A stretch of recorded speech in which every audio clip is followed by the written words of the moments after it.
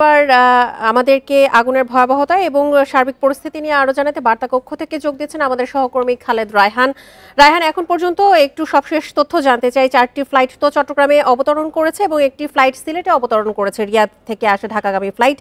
এখন পর্যন্ত শাহজালাল আন্তর্জাতিক বিমানবন্দরে ফ্লাইট ওঠানামা আপাতত স্থগিত রয়েছে। সবশেষ কি অবস্থা দেখতে পাচ্ছেন? 35টি ইউনিট এখনো কাজে করছে, 31টি সেই ঘটনাস্থলে আছে এবং 5টি ইউনিট রাস্তায় আছে। তারা আগুনের নির্বাপনের কাজে যোগ দেবার জন্য চেষ্টা করছেন।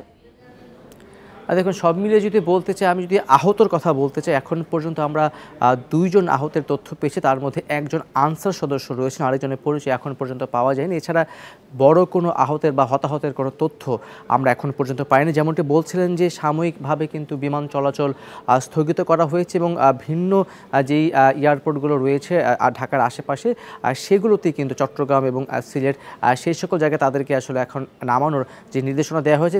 নামানোর নির্দেশনা থাকলেও যারা এখান থেকে যাওয়ার কথা ছিল বাংলাদেশ থেকে দেশের বাইরে বা অভ্যন্তরীণ রুটে, সেগুলো কিন্তু বন্ধ রয়েছে এবং সেটা কবে নাগাদ বা কখন নাগাদ চালু হবে সেটি কিন্তু এখন পর্যন্তই বলা যাচ্ছে না। তবে একটি ভালো খবর হচ্ছে, এখন পর্যন্ত হতাহতের তেমন কোনো তথ্য আমরা পাইনি। ভিতরে কেউ আটকা পড়ে রয়েছে কিনা যদিও সেই তথ্য আমাদের কাছে নেই।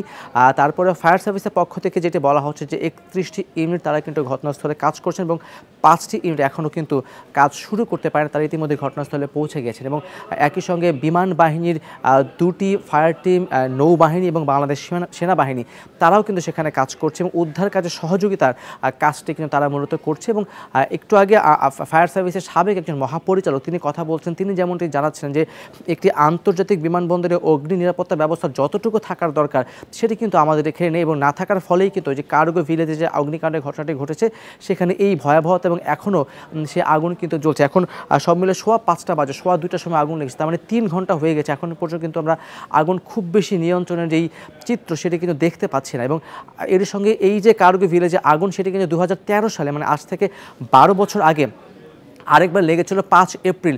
তখন আমরা দেখেছিলাম যে তখনও কিন্তু আগুন ছিল, কিন্তু এত ভয়াবহ অবস্থা তখন ছিল না। এবার যেই ভয়াবহ অবস্থাটা হয়েছে এবং যেই কেমিক্যালের যেই জায়গাটাতে কেমিক্যাল রাখা থাকে, আমি আগেও জানাচ্ছিলাম যে সাধারণত এই সকল কার্গো ভিলেজে বা যে সকল জায়গায় আমদানিকৃত পণ্য রাখা হয় সেই পণ্য কিন্তু বিভিন্ন রকমের পণ্য একই সঙ্গে থাকে। আমি যদি বলি গার্মেন্টস পণ্য, ঔষধের যে সকল দ্রব্য থাকে সেগুলো থেকে শুরু করে বিভিন্ন রকমের যে সকল বাংলাদেশে বৈধভাবে আমদানি করা যায় সেই সকল পণ্যই কিন্তু বিভিন্নভাবে রাখা হয়। এবং উপর থেকে আমরা যে ড্রোনের মাধ্যমে যে ফুটেজটি দেখতে পেয়েছিলাম সেখানে কিন্তু স্পষ্টতই বোঝা যাচ্ছিল যে পুরো কার্গোর যে সেকশনটি রয়েছে সেই পুরো সেকশনটিই কিন্তু আসলে আগুনে গেছে। সেক্ষেত্রে আগুন যে লেগেছে এত তাড়াতাড়ি কিভাবে দ্রুত সময়ের মধ্যে আগুন ছড়িয়ে পড়লো সেগুলো হয়তো পরেই বের হয়ে আসবে এবং কী কারণে আগুন লেগেছে, কী পরিমাণে ক্ষয়ক্ষতি হয়েছে সেগুলো হয়তো পরেই বের হয়ে আসবে। তবে একটি বিষয় হচ্ছে যে এখানে সবচেয়ে গুরুত্বপূর্ণ যে বিষয়টি সেটি হচ্ছে যে যেই পথ দিয়ে বা যেই জায়গা দিয়ে যাত্রী পরিবহন করা হয় আর সেই জায়গাতে কিন্তু আগুন ছড়িয়ে পড়েনি, এটি একটি ভালো দিক। এবং একই সঙ্গে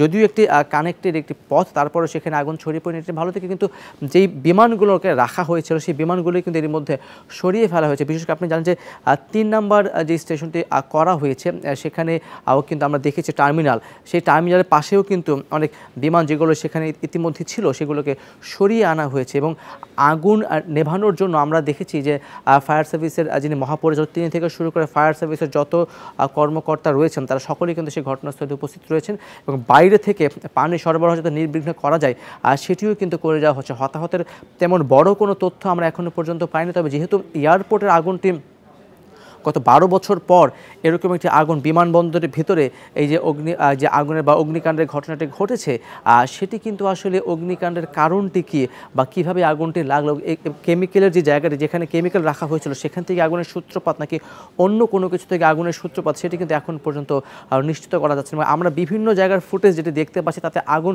নিয়ন্ত্রণের জন্য বা কালো যেই ধোঁয়া আমরা দেখতে পাচ্ছিলাম সেটিও কিন্তু খুব একটা এখন পর্যন্ত কমেনি। এবং তবে দাউ দাউ করে যে আগুন জ্বলার যে বিষয়টি বা লেলিহান যে শিখাটি আমরা প্রথম 1 থেকে 1.5 ঘন্টা দেখেছি সেটি এখন অনেকাংশে কমে এসেছে, কিন্তু তারপরেও পুরোপুরি নিয়ন্ত্রণের বিষয়টি কিন্তু এখনও আসেনি।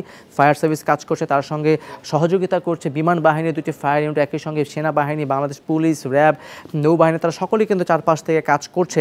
এখন পর্যন্ত বড় হতাহতের কোনো তথ্য আমরা পাইনি। তবে ফায়ার সার্ভিসের সাবেক মহাপরিচালক তিনি যেটি বারবার করে বলছিলেন যে একটি আন্তর্জাতিক বিমানবন্দরে যেই পরিমাণে অগ্নি নিরাপত্তা ব্যবস্থা থাকা দরকার সেটি কিন্তু বাংলাদেশের এই শাহজালাল এয়ারপোর্টে নেই, যার ফলে আগুনটি ছড়িয়ে পড়েছে এবং অনেক সময় হয়ে গেলেও সে আগুনটি কিন্তু নিয়ন্ত্রণ করা যায় না। আমরা ভিতরে কিছু ছবি দেখেছি এবং ভিতরে দেখেছি যে পুরো কার্গো যে সেকশন আলাদা আলাদা করে তাক তাক করা থাকে, বিভিন্ন রকমের পণ্য, সকল পণ্য কিন্তু পুড়ে গেছে। যেই জায়গাটিতে ফায়ার সার্ভিসের একটি অংশ প্রবেশ করতে পেরেছে, বাকি যে অংশগুলো রয়েছে সেই অংশগুলোতে এখন পর্যন্ত প্রবেশ করতে পারে না, যেহেতু ধোঁয়া এবং একই সঙ্গে তাপের কারণে ফায়ার সার্ভিসের কর্মীরা আমরা দেখেছি বিভিন্ন ফুটেজে তারা কিন্তু খুব কাছাকাছি যেতে পারছে। এবং সবসময় যেটি হয়, আমার সহকর্মী নাহিদ যেটি বলছিলেন যে আগুন জ্বলার সময় বা আগুন কোথাও লাগলে উৎসুক জনতার একটি ভিড় সেখানে কিন্তু থাকে, বা যারা আশেপাশের মানুষ তারা কিন্তু সেখানে গিয়ে ভিড় করেন, সেটিও কিন্তু একটি কারণ হতে পারে, বা আগুন নেভানোর ক্ষেত্রে একটি বাধা বা একটি অন্তরে আমরা বিভিন্ন সময় আগুনে দেখেছি। আমরা দেখেছি গত 3 দিন আগে চট্টগ্রাম ইপিজেডে যে আগুনটি লেগেছে সেটি কিন্তু